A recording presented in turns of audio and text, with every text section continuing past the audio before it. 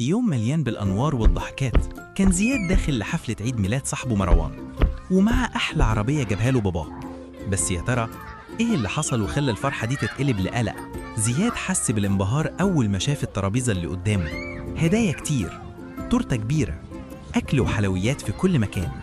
زياد بص حواليه بعين مليانة طمع وقال لنفسه: ياه، كل ده لمروان؟ أنا ليه ما عنديش كل الحاجات دي؟ بيقرب آدم صاحبهم من زياد ويقول له: واو يا زياد، عربيتك جامدة قوي. حلوة، بس شوف مروان جاله إيه؟ جاله المكعبات الإلكترونية اللي بتنور. وبيروح يسلم على مروان وبعدين يبص لهدومه ويقول في سره: الله، هدومه حلوة قوي، أحلى من بتاعتي. وبيسلم عليه مروان ويقول له: العربية دي جامدة قوي يا زياد، باين إنها غالية. دي بابا جابها لي.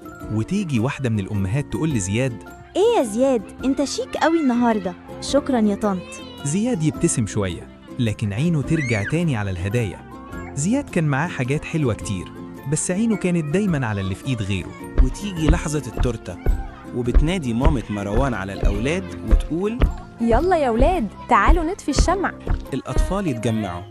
زياد واقف جنب التورتة وعينه عليها أكتر من الشمع نفسه، ويقول في سره: التورتة دي شكلها تحفة، يا ترى هيدوني حتة كبيرة؟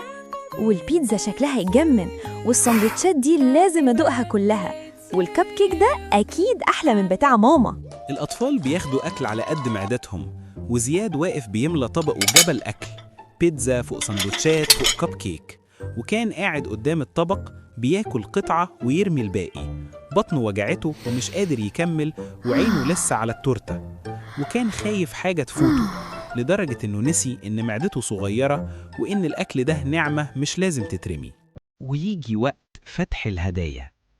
مروان كان بيفتح الهدايا واحدة واحدة، وكل شوية زياد يقول في نفسه: ياه، دي حلوة قوي، ودي كان نفسي فيها. أنا ما عنديش اللعبة دي. ويبص على عربيته اللي في إيده، بس بسرعة يرجع يبص على لعب مروان تاني. وبيفتح مروان علبة المكعبات الضخمة، وزياد يقرب منه ويقوله: مروان، المكعبات دي صعبة قوي وهتزهقك. إيه رأيك تاخد عربيتي السريعة والسهلة دي وتبدل معايا؟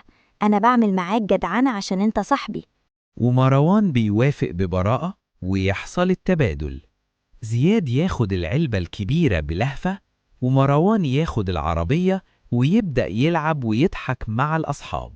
ويقعد زياد في ركن لوحده والمكعبات متنعكشة حواليه، مش عارف يركب القطع، والكتالوج معقد، وبيبص على العربية بتاعته من بعيد بعينه بس مش قادر يقرب، ويقول في سره: أنا ليه عملت كده؟ دي صعبة قوي، وعربيتي كانت أحلى. دي كانت هدية بابا ليا، أنا كنت بلعب بيها كل يوم. وبيلاقي إن مروان والأطفال بيلعبوا بالعربية بتاعته ومعجبين بيها جدا، وبيقول لهم بندم: دي بابا جابها لي، دي أحلى عربية. ويرد عليه مروان ببراءة: أنت بدلتها بالمكعبات يا زياد، ما بقتش بتاعتك. فجأة زياد يحس بالحزن على عربيته، ويحس بالقلق إن أكيد باباه هيزعل منه لأنه فرط في اللعبة اللي جابها له. في الوقت ده ماما بتبقي شايفة كل اللي حصل، وبتروح تقعد جنب زياد وتقوله: مالك يا زياد؟ شكلك مش مبسوط باللعبة الجديدة. عارف ليه؟ لأنك بصيت للي في إيد غيرك فملحقتش تستمتع باللي في إيدك. لما نبص للي في إيد غيرنا بننسى نفرح باللي في إيدنا. أنا ندمان قوي يا ماما وعايز العربية بتاعتي، ينفع أرجعها؟ أنا مكسوف من مروان. طبعا يا زياد، الشجاعة هي إنك تعتذر وتصلح غلطك، ومروان أكيد هيفهم. زياد يلم المكعبات بعناية ويروح لمروان يعتذر له بصدق ويقول له: أنا آسف يا مروان، أنا عايزة أرجع عربيتي تاني وإنت تاخد المكعبات بتاعتك. أنا اتعلمت إن حاجتي غالية عليا قوي، وممكن نلعب سوا بكل اللعب. طبعا يا زياد، أنا موافق طالما هنلعب بكل الألعاب مع بعض. ويرجع زياد العربية ويحضنها جامد وكأنه شايفها لأول مرة، ويقول في سره: الحمد لله، الحمد لله، دي أحلى لعبة عندي فعلا.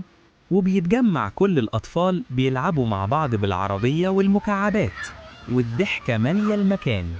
زياد اتعلم إنه الرضا هو الكنز الحقيقي، وإن السعادة مش في كتر الحاجات اللي بنملكها، لكن في فرحتنا باللي في إيدينا ومشاركته مع اللي بنحبهم.